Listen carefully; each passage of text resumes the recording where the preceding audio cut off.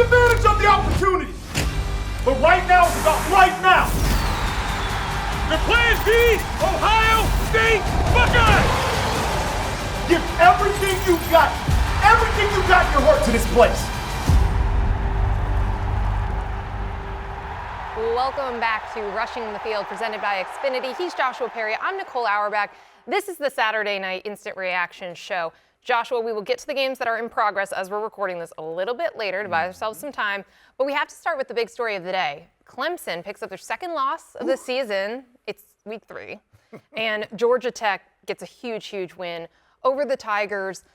55-yard walk-off field goal to win it. Incredible. And the scenes afterwards with Brent Key and that team in the locker room.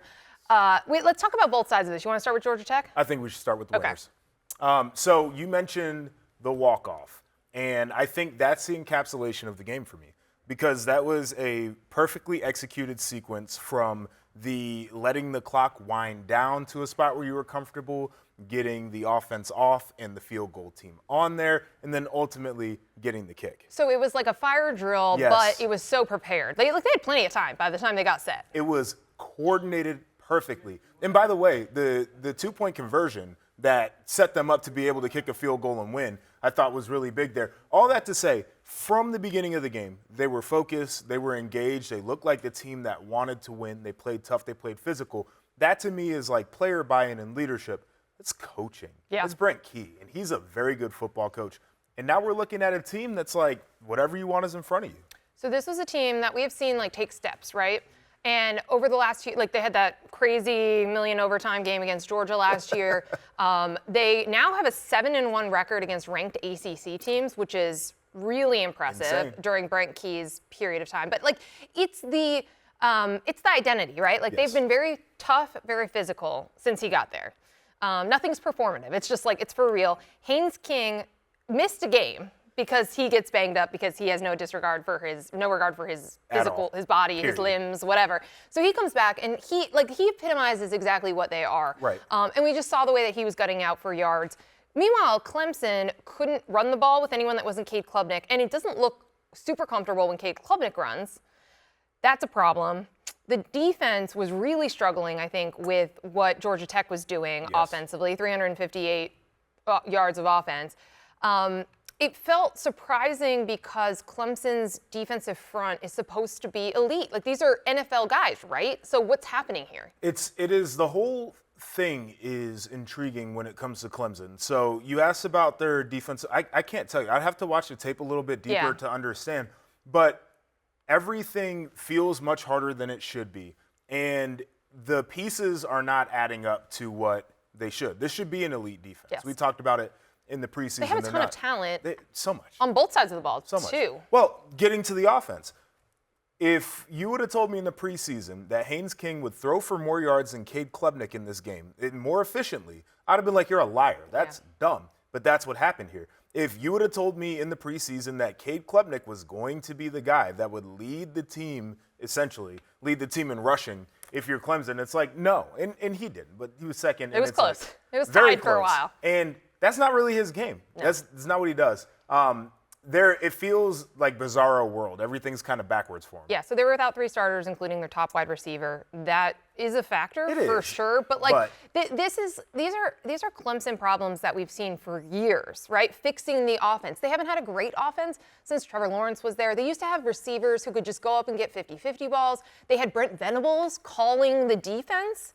They were always one of the best defenses in the country. Let me ask you a question. So if Ohio State or Oregon or Georgia had 3 starters that were missing going into a game against Georgia Tech, would we give them that excuse? would we say, oh, well, they were down 3 starters? I don't think so. And I think that's where we see Clemson now. We don't even see them in the same world as some of the other teams that are elite. They used to be the elite It's team. because now they lose to unranked teams. Yeah. And again, Georgia Tech is a good football team. They are. But old Clemson was right up there with the SEC teams. They weren't losing to them, which they do now.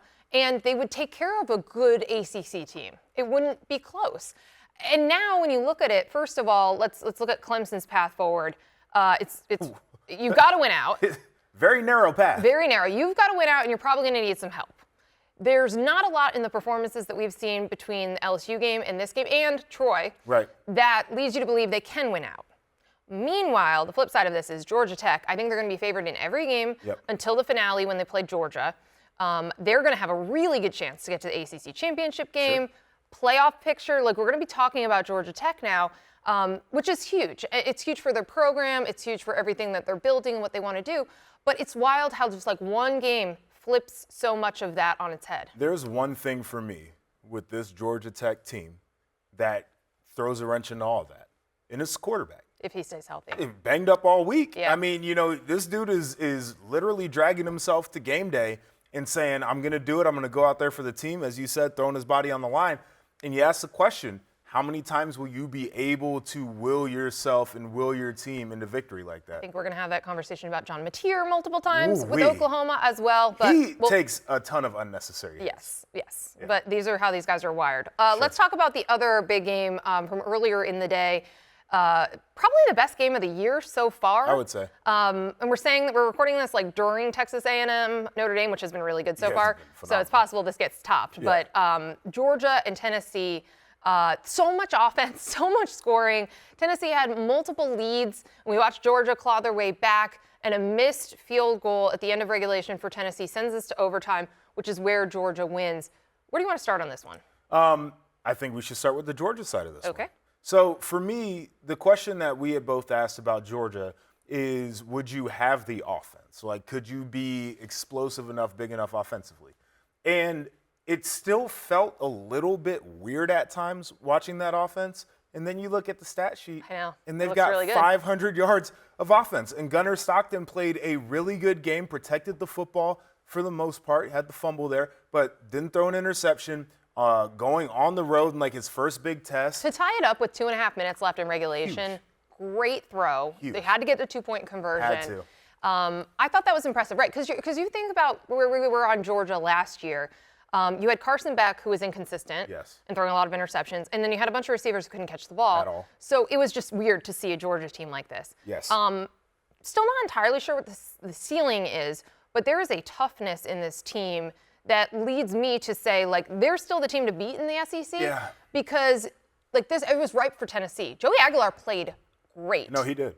He was phenomenal. Their offense was great, and they can't beat them. So what, it's nine straight now? Yeah, that's the stat, 9 straight. The interesting thing is I feel like we have talked about Georgia sometimes like Kirby isn't still the head coach. You know what I'm saying? Like the last couple of years? Yeah, just the way we've talked about him, like he doesn't know how to motivate and like play the underdog thing, and they don't talk about us, they don't respect you. Like I'm 100% certain that was a part of the preparation for this week. Yeah. Like that's what he does. But also, and we saw, so again, even last year with like a kind of a different version of Georgia than we were used to seeing, they came back when Alabama went up 21-0 on them in the first quarter. Like they have been able to weather some of these really high-scoring games, which are strange to be in with Kirby Smart and the defensive emphasis. And then they win the SEC also, and people act like that didn't happen last year. Right, because everyone was talking about Texas. Yes. And Texas went further in the playoff. But it's like, okay, well, you're still not able to beat Georgia. Like, you still have to beat the gold standard to become the gold standard. It's possible LSU becomes that team. Texas really wants to be, but Arch Manning is not playing well through 3 weeks.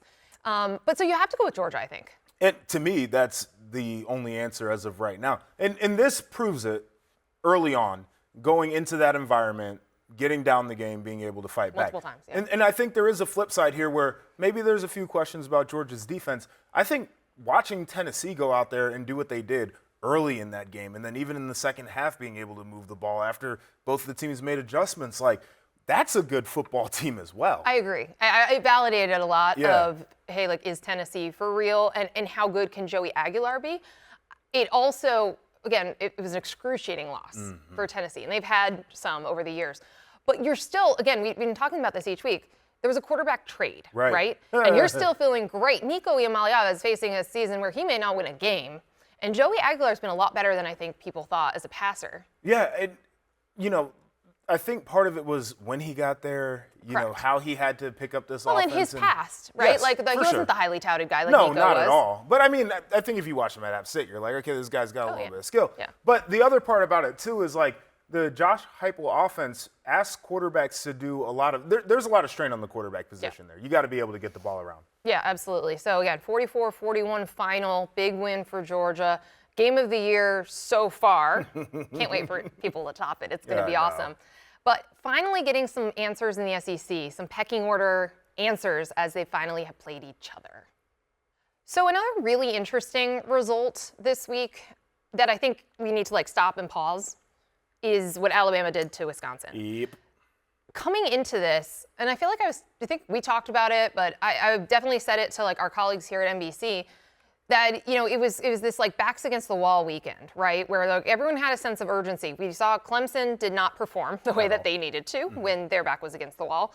And there were other teams that also, kind of face planted a little bit. But Alabama was there because I felt like they needed to beat Wisconsin emphatically. And they did. And now I just feel like everything looks so different or feels different in Tuscaloosa than it did 2 weeks ago, where it didn't look like the offense could do much or couldn't sustain drive, couldn't be explosive. You saw Ryan Williams do Ryan Williams things. Right. And then, I think we even talked about this last week. They did feel like they had more of a sense of urgency in the game, right? Yes. They were more focused. They were hitting. They were more physical, which we didn't see against Florida State. No doubt. But let me push back on just this one point. Alabama, I thought, played, for the most part, a very good game. I thought defensively they did exactly what they needed to do. They took the football away. That was good. Wisconsin, 209 total yards of offense. Just Bad. Sad. Yeah. Ty Simpson, really good player. Yeah. Right? You mentioned it. The wide receivers showed up in the way that we expected.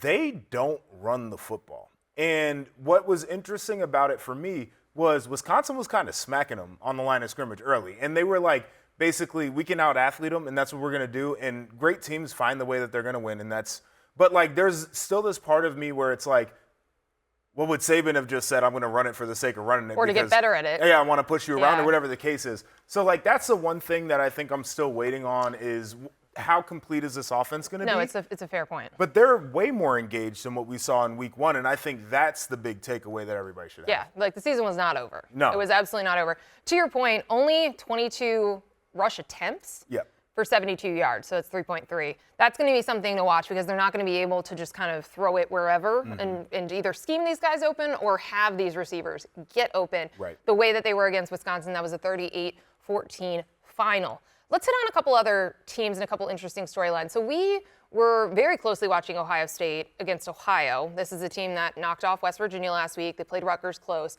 It was uncomfortably close for a long time for Ohio State, even though their defense was very dominant. The offense was not finishing drives. So, again, Ohio's a good team. They won the MAC last year. Right. They're going to factor into the MAC championship race this year. Are you worried? Does Ohio State have red zone issues? Worried is an interesting way to put it. I don't know if I'm necessarily worried. It was strange to watch. As you mentioned, Ohio State, we're looking at the stat sheet, they're moving the football. And they are either stalling drives or they're taking threes instead of getting sevens. And, that's how you make these games a little bit more interesting than they need to be. I think Ryan Day is a good enough offensive mind that they can come up with some red zone concepts that would work.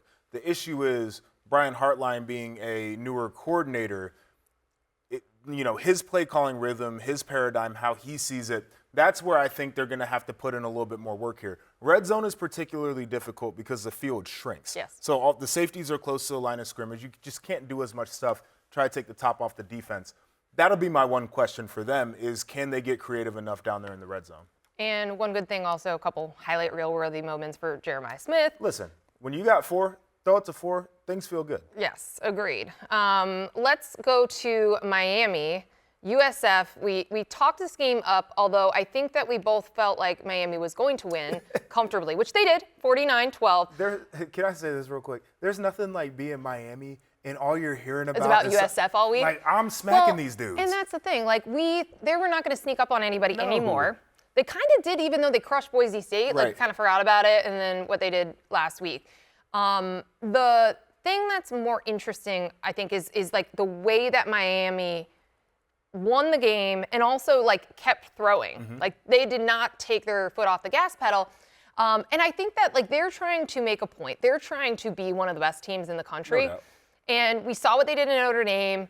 You know, these are like some of these moments, because I think USF, they're still in the driver's seat for the college football playoff. Like, that's a very good team. But there was just trying to be a statement made about a gap between them. Yeah, and I think you kind of have to do that, whether, you know, it's at the expense of South Florida or not. Like, for Miami, they have to leave no doubt about what their resume looks like. I'll say this. Carson Beck, 23 for 28, 340. He had 3 touchdowns, threw a couple picks. But, like, he is moving the football. They are asking him to put the offense on his shoulders in a lot of situations. I think that's important. The other player I'll mention is Mark Fletcher, the running back. He's dangerous. He is a very good player. They've got some real star power. It was a very good game for him. Yes. Against USF. People around Miami, they love Carson Beck. Yep. Like, they think he's playing with so much confidence, and he's been in the program with so much confidence. Yes, it's a different Carson Beck than the version we saw last year at Georgia. A couple other quick runaround notes. Iowa State got a little dicey with Arkansas State, but they ended up winning 24-16, so they're still unbeaten. There were a lot of games where people went on the road to play a group of 5, group of 6 teams. Yeah. Like, Oklahoma played at Temple. What are we doing? 2-for-1s. That's what it was.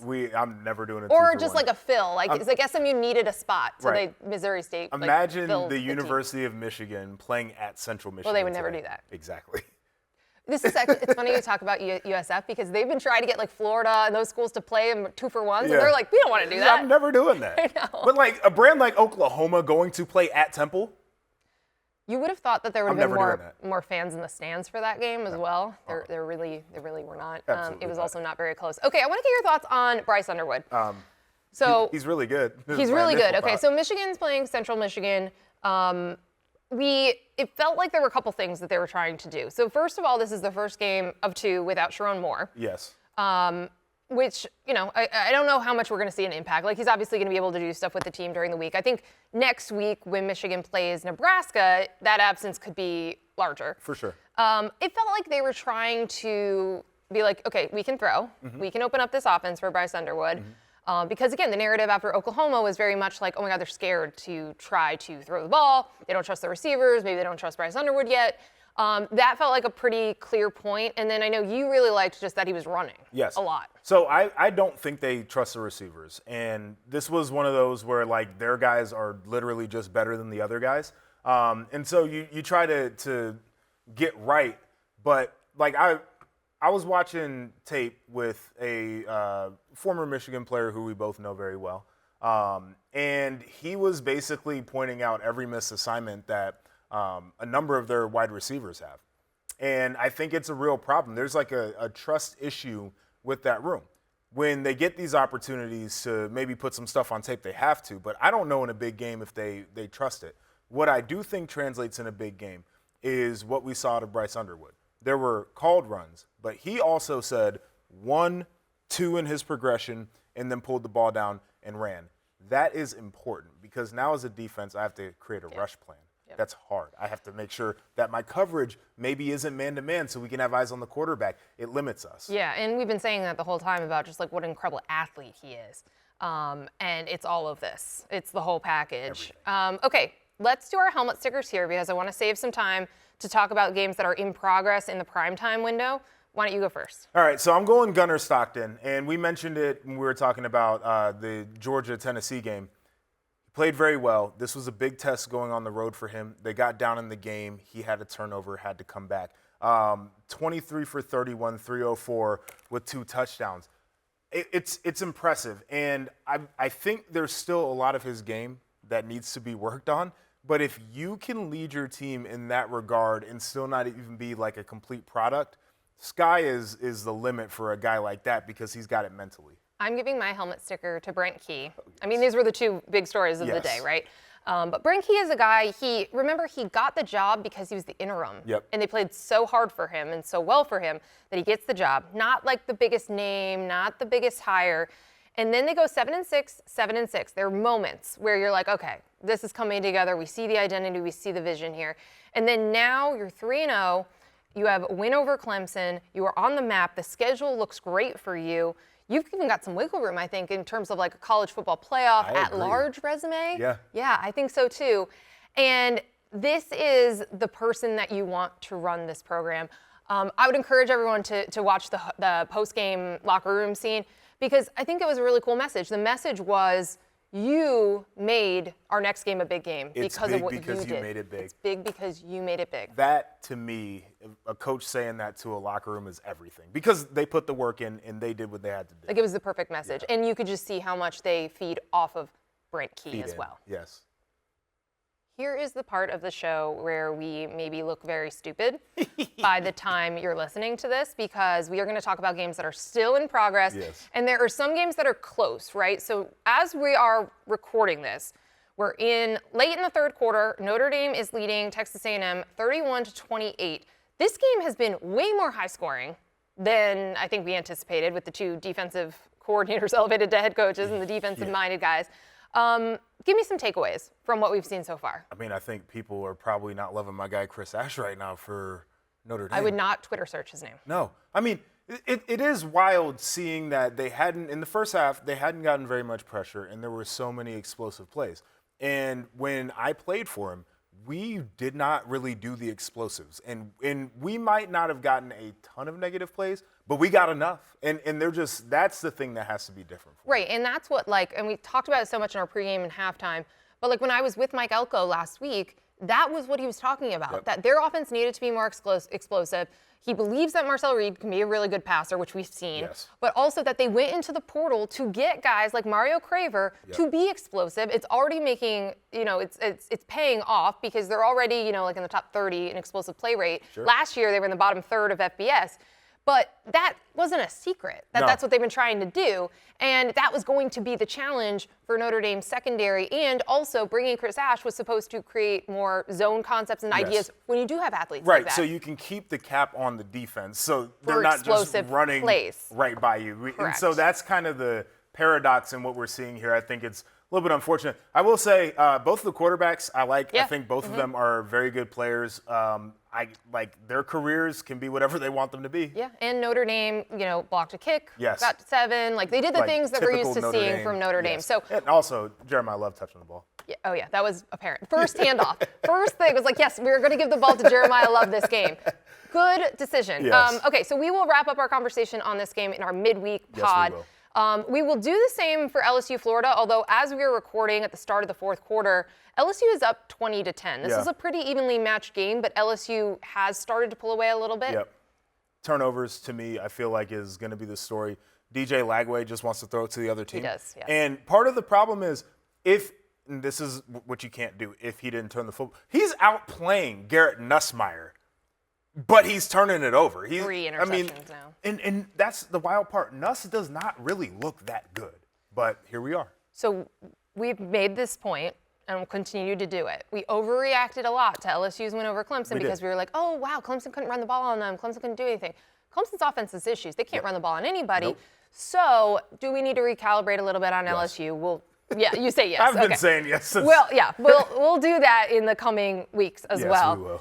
A couple of other final, in progress results that are interesting. Vanderbilt is up 24-7 on South Carolina in the fourth quarter. Now, Lenora Sellers got injured and left the game. Yes. However, this is a good Vanderbilt team. It is. And I think you could have made the argument that Vanderbilt could have been the 11th ranked team in the country coming in, and South Carolina could. Their resumes are more than comparable. And shared common opponent and one yes, beat them and better. one beat them way worse than the other one did. So, again, this is one of the games I had my eye on. That's unfortunate Lenora Sellers got hurt. But I felt like this was an evenly matched game, but I also edged Vanderbilt just a little bit in this one. Yeah, well, 34-0 in the second half last week against Virginia Tech. That's going to be a little bit eye-opening. Okay, so last interesting result that we are tracking in-game.